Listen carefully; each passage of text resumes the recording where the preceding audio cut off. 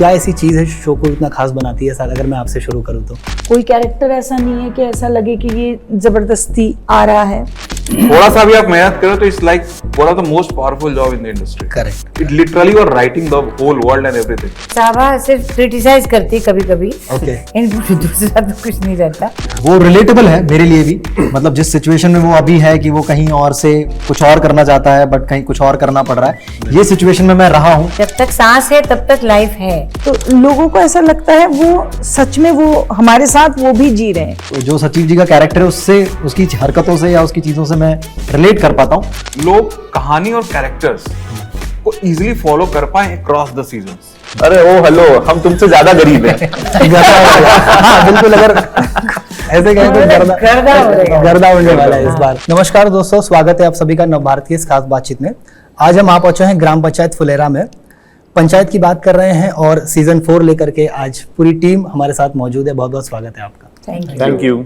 गांव में चुनाव होने वाले हैं इस बार और शो का ट्रेलर हमने देखा। जो सबसे पहली चीज़ मैं आपको बताना चाहूँगा कि ट्रेलर मैंने जब रिलीज़ हुई मैंने इमीडिएटली नहीं देखी थी। 6 घंटे बाद जब मैंने यूट्यूब ऑन किया तो मैंने देखा 6 घंटे हुए हैं कुछ ट्रेलर को आके 21 लाख व्यूज़ थे उसको। मतलब तो इस तरह का एक ऐसा कंटेंट आता है जिसमें इतनी सादगी है, कोई शोर शराबा इस तरह का नहीं, लेकिन लोग इतना उसे पसंद कर रहे हैं।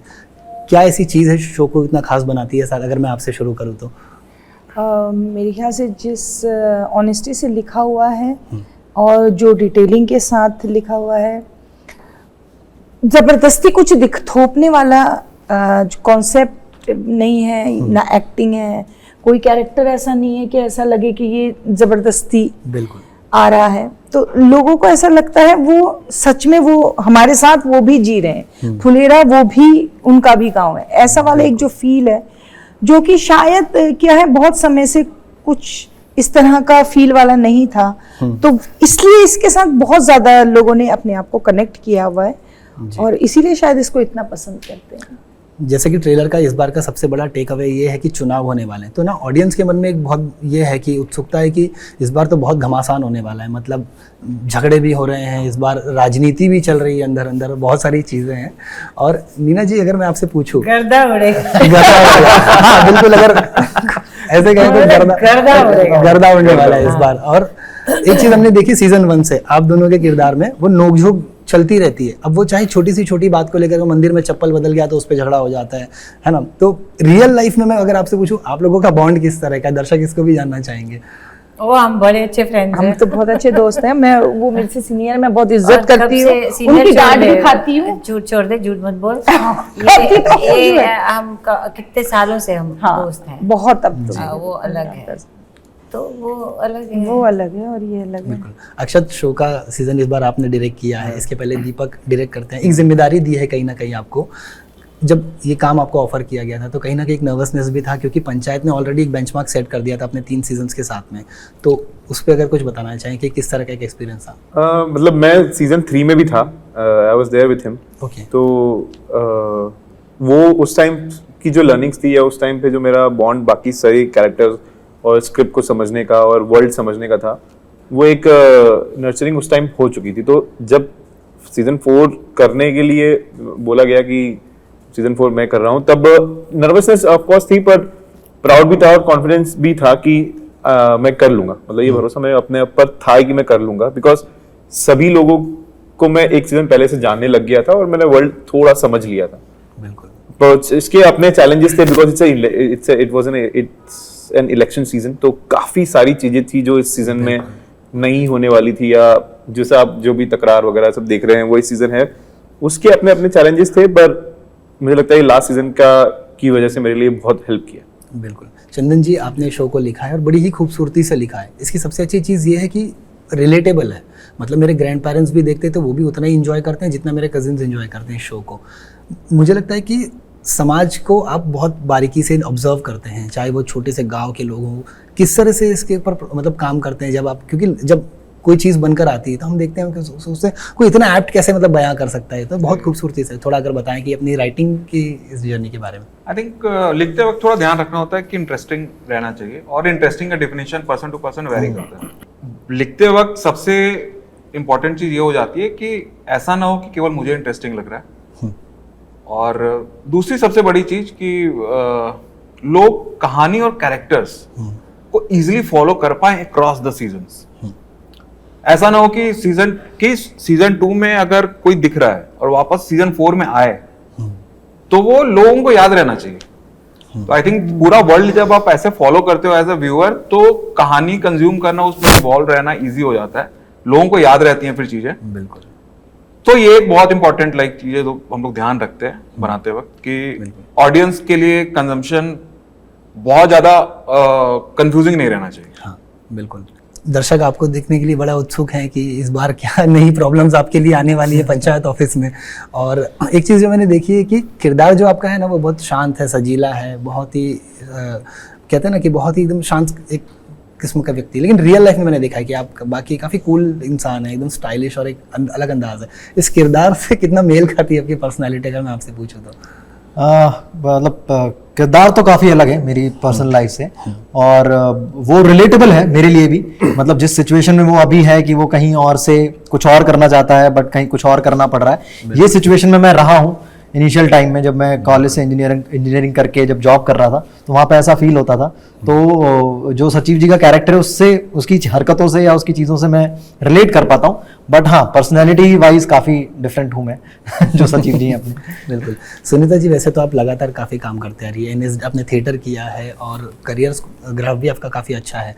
लेकिन ये कह सकते हैं कि पंचायत एक ऐसा शो था जिसने आपको काफ़ी मतलब पॉपुलैरिटी दी, एक टर्निंग पॉइंट भी रहा है आपके करियर के लिए। क्योंकि एक ही प्रोडक्शन का शो है तो मैं बोल सकती हूँ गुल्लक और पंचायत। मेरे को एक्चुअली पंचायत गुल्लक के बाद मिला था, तो शायद अच्छा। हाँ, तीसरे सीजन के बाद गुल्लक के मैंने पंचायत किया है। लेकिन ये था कि मैंने मंजू देवी वाला ऑडिशन दिया था, अरे बाबा, जिसके लिए मुझे शॉर्टलिस्ट किया था। तो ऑडिशन से ही मतलब वो चालू हो गया हाँ, था मतलब कहीं ना शायद देखिए, क्योंकि जो कास्टिंग होती है वो कैरेक्टरिस्टिक्स के हिसाब से होती है ना, कि ये एक्टर ये कर सकता है, इसमें ये कैरेक्टर फिट बैठेगा या नहीं बैठेगा। तो अगर मैंने शायद ऑडिशन नहीं दिया होता तो शायद इनके दिमाग में नहीं भी आता, ये भी हो सकता है। पर ऑडिशन दिया था तो वो उस परिप्रेक्ष्य में और उस परिवेश में मैं कितना बैठ रही हूँ, नहीं बैठ रही हूँ या क्या है, वो शायद उन्हें लगा होगा। तो हाँ, और उसके बाद मुझे ये मिला है पंचायत, और जिंदगी बदल गई है उसके बाद, मतलब काफी चेंज हुआ है। नीना जी, आपकी एक बहुत अच्छी बात ये है ना कि आप कॉन्फिडेंट है, बनावटी नहीं है, और बिल्कुल भी मतलब ऐसे लोगों को रियल लाइफ में भी लोग बहुत पसंद करते हैं, ना सिर्फ पर्दे पर। एक हाल ही में आपने अपना बर्थडे भी मनाया, आपका स्टाइल स्टेटमेंट की इतनी चर्चा थी इंटरनेट पर, और मैंने कमेंट्स पढ़े तो लोग कह रहे थे कि like Neena ji is ageing like a fine wine, मतलब लोग इस तरह से कह रहे थे आपको। तो आपके फैशन का तो आपको शौक है, ये तो मैं बहुत अच्छे जानता हूँ। इसमें मसाबा का भी काफ़ी इनपुट रहता है, कुछ कहना चाहेंगे इससे अगर? मसाबा सिर्फ क्रिटिसाइज करती है कभी कभी, ओके। इनपुट दूसरा तो कुछ नहीं रहता। पर मेरे लिए उसका हाँ करना बड़ा इम्पोर्टेंट रहता है। जब मैं डिसाइड करती हूँ कोई बड़े फंक्शन में जाना तो जो पहनना चाहती हूँ उसको पहले फोटो भेजती हूँ। अगर वो गुस्सा हो जाती है तो फिर मैं सोचती हूँ पहनूं कि ना पहनूं। इतना योगदान है, वरना I do it myself and sometimes I borrow from her. उसके शू साइज हमारा सेम है तो कई बार चीज़ें मैं उससे उधार ले लेती हूँ। You are also setting an example also, because ये हम नहीं कह रहे, ये ऑडियंस भी कहती है, ये फैंस भी कहते हैं, जो कमेंट्स में पढ़ता हूँ लोग कहते हैं कि मतलब एक तरफ जहाँ एक उम्र के बाद लोग सोचते हैं ना कि अब क्या है, ठीक है अब तो शांत जिंदगी है, भजन करेंगे बैठ के, लेकिन आपका मैं देखता हूँ कि नहीं, आप अपनी ज़िंदगी जी रही हैं वो। तो ये मोटिवेशन भी कहाँ से है, मतलब आपको देख के लोग मोटिवेट होते हैं? ये मुझे नहीं पता कहाँ से आया, पर मुझे ये बहुत अच्छा लगता है कि मुझे यंग लड़कियाँ आके कहती हैं। एक ने मुझे दिखाया भी कि वो मुझसे मेरे साथ वीडियो लिया, अपनी मम्मी को दिखाया कि मैं अपनी मम्मी को कहती क्या आप तो सोचते हैं आपकी ज़िंदगी ख़त्म हो गई, आप ऐसे बैठे रहती हैं, ना जिम में जाती हैं, ना कुछ एक्सरसाइज करती हैं, कुछ भी खाती है, देखो नीना को देखो। इससे मुझे बहुत अच्छा लगा, because they are telling their mothers that life is not finished. बिल्कुल बिल्कुल, जब तक सांस है तब तक लाइफ है। तो वो मुझे अच्छा लगता है कि मैं उनके लिए एक इंस्पिरेशन हूँ। राइट। अक्षत, शो को बहुत अच्छे से, मुझे ट्रेलर देख के समझ में आ रहा है कि बहुत अच्छा डायरेक्ट हुआ है ये शो, और एक्टर्स भी काफ़ी मंझे हुए हैं, मतलब हर किरदार अपने आप में ढला हुआ है। जैसे सहायक का जो रोल है जिनका चंदन जी का, उनका एक स्टाइल मैंने देखा है, वो अभिषेक सर नहीं बोलते, वो अभिषेक सर करके बोलते हैं, है ना? अभिषेक। हाँ, अभिषेक सर, अब वो उनका एक अंदाज मैंने देखा है। अगर मैं रघुवीर सर की बात करूँ तो उनका एक अंदाज है पूरे शो में, जो कमेंट्स में लोगों ने बोला, जब वो ऐसे चिल्लाते ना क्या ससुर करके, वो मतलब ये जो चीजें होती है ना, ये किरदार को पूरा करती है। शो को जब आपने डायरेक्ट किया तो कोई ऐसा फन मोमेंट है जो आपको याद है, कुछ शेयर करना चाहेंगे? कि मतलब कोई ऐसे तो बहुत रहे होंगे। एक मुझे बहुत अच्छे से याद आता है कि वो उसमें भी रघु सर का ही बहुत हाथ है। तो इन सब लोगों ने मिलकर एक प्लानिंग करी थी कि एक सीन में कि कोई पूछता है कि क्या हुआ था तो किसने किया था, तो इन सबको गैस करना रहता है कि अच्छा ऐसा हुआ था। तो रघु सर और ये सब मिलके प्लान करते हैं, जब पूछेंगे तो हम सब लोग मिलके उसके बहुत सारे टेक्स हो गए थे उस चीज के कि हम आपस में डिस्कस करते हैं कि किसने किया होगा। हाँ, हम लोग एक दूसरे को लुक देख के बहुत टेक्स हो गए थे, तो परेशान हो गए थे। तो रघु सर ने बोला फिर से यही हो रहा है, तो मैंने बोला सर इस बार ना ये कर देना। तो उन्होंने नहीं ये कर देंगे, सब मिलके प्लान करे थे कि हम ये कर देंगे। हाँ, तो ये भैया कर तो देंगे। भगवान की वजह से हुआ है। हाँ। कैमरा चालू है, टेक चल रहा है, अब वो पूछता है कि पता है क्या हुआ था, तो रघु सर देखते हैं इनकी तरफ, ये सब एक दूसरे को देख रहे हैं, और ये लोग पहले ही हंसी निकल जाती है, रघु सर अकेले बहुत funny था। बिल्कुल। चंदन, अगर आपसे एक सवाल पूछूं तो हमने अक्सर एक चर्चा देखी है इंडस्ट्री में कि जब भी कोई प्रोजेक्ट, कोई कहानी बनती है, फिल्म हो, टीवी हो, शो, OTT हो, एक्टर्स को पहचान मिलती है, नाम मिलता है, उनको शोहरत भी मिलती है, लेकिन आज भी कई बार ऐसा होता है कि राइटर्स को उनका ड्यू नहीं मिलता है। कई बार उनके नाम भी मतलब वो नहीं, हम अमेजोन के इस बारे में प्रशंसा करेंगे कि वो आपको हर चीज़ में मतलब उन्होंने फोरफ्रंट पर रखा है। आपको लगता है कि ये बदलाव आ रहा है धीरे धीरे, जहाँ राइटर्स को भी अब वो ड्यू उनका मिल रहा है, या फिर समय लगेगा? आई थिंक गोइंग फॉरवर्ड ये तो होना इनएविटेबल है। आप उस चीज को शायद प्रोलॉन्ग कर सकते हो लेकिन टाल नहीं सकते हो, वैसा है, क्योंकि ultimately you will run out of like ideas. Correct. आपको चाहिए ही होंगे लोग सोचने वाले जो कि कहानी लिखे, नई कहानी लिखे, कोशिश करें एटलीस्ट नई कहानी लिखने का। अच्छा बने ना बने बात की चीज है, वो तो काफी बात की चीज है, बट आई थिंक ग्रेजुअली सब लोग धीरे धीरे, और ऐसा नहीं कि नया नहीं हो रहा है, पहले कर ही रहते हैं ऐसा। काफी लोग अपने इंडस्ट्री में ही, काफी लोग अच्छे राइटर सब लोग हुए हैं, बहुत लोगों ने बहुत चीज किया है, बहुत सारी अच्छी फिल्में हमारे पास, ऐसा नहीं कि होता नहीं है। लेकिन हाँ, आई थिंक राइटिंग लेवल पे भी राइटर्स को भी समझना पड़ेगा कि it's a very powerful job.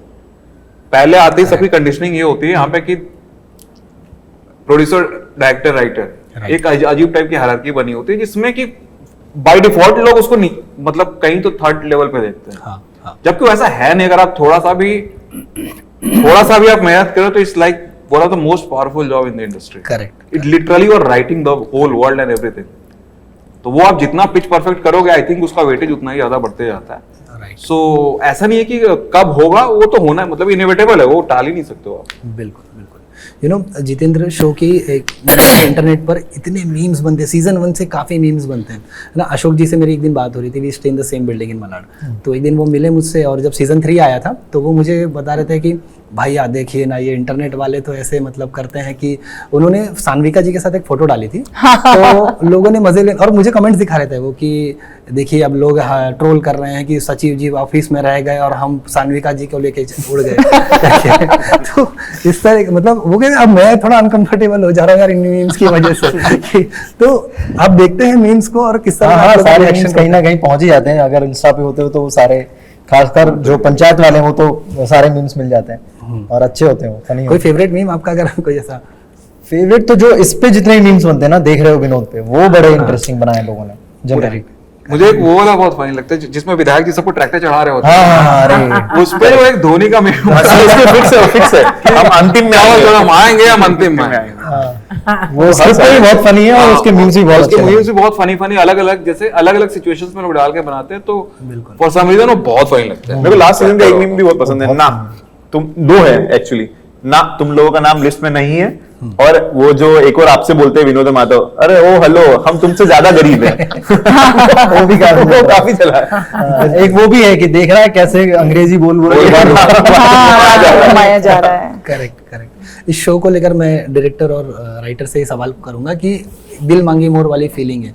अभी सीजन 4 आया नहीं है वैसे तो, और ये बात अब भी जानते हैं कि शायद जुलाई में रिलीज होने वाली थी, लेकिन क्योंकि इतनी ज्यादा एक्साइटमेंट थी, इसे जून में ही लाने का प्लान किया। हम अभी कितने सीजन और एक्सपेक्ट कर सकते हैं? मतलब आई थिंक अभी ऑर्गेनिकली कहानी फ्लो तो कर रही है, सो अभी हमने कुछ एंड पॉइंट नहीं डाला है कि अच्छा यहाँ पे बंद कर देना है। कहानी ऑर्गेनिकली जहाँ तक बढ़ेगी हम लोग वहां तक ले जाएंगे। तो एज ऑफ नाउ 4 बहुत अच्छे शेप में है एंड होपिंग कि अभी थोड़ी अभी आगे का भी थोड़ा रास्ता खुला हुआ है। बिल्कुल बिल्कुल। सुनीता जी, थिएटर का बहुत बड़ा रोल रहा है आपके करियर में, जी। उसने कितना मदद की है आपको अपने किरदारों को बहुत अच्छे से निभाने में? बहुत मदद करता है। क्या होता है कि लगातार आप जब थिएटर करते हैं और वो प्रोसेस में रहते हैं तो वो कहीं आपकी दिनचर्या में घुल जाता है आपके साथ। तो जब कोई आपको कोई नया कैरेक्टर मिलता है या कोई आप कहानी पढ़ते हो तो वो सारी चीजें खुद ब खुद काम करने लगती हैं। फिर उसके उस समय एक लंबे अरसे के बाद आपको कॉपी पेन लेके नहीं बैठना पड़ता है। वो कुदरती तौर पे, जैसे अभी आप किसी औरत को जो रोज खाना बनाती है, अगर आप बोलोगे आज 4 लोगों का खाना बनाना है तो उसको मेजर नहीं करना पड़ता है। वो अंदाज से नमक का डब्बा खोल के डाल देती है, उसे मालूम है 4 के खाने में इतना और 5 के खाने में इतना, 15 के खाने में कितना नमक पड़ेगा। तो लगातार जब आप थिएटर की एक रिहर्सल करते हैं, थिएटर की जिंदगी जीते हैं, तो आप जब आगे कभी भी कोई भी कैरेक्टर आता है तो वो आपके लिए इतना सहज हो जाता है। बिल्कुल। वेल, बहुत बहुत शुक्रिया हमसे जुड़ने के लिए। हम उम्मीद करते हैं कि शो को उतनी ही सक्सेस मिले जितनी अब तक इसे मिलती आई है। Thank you. Thank you so much. Thank you so much. Thank you.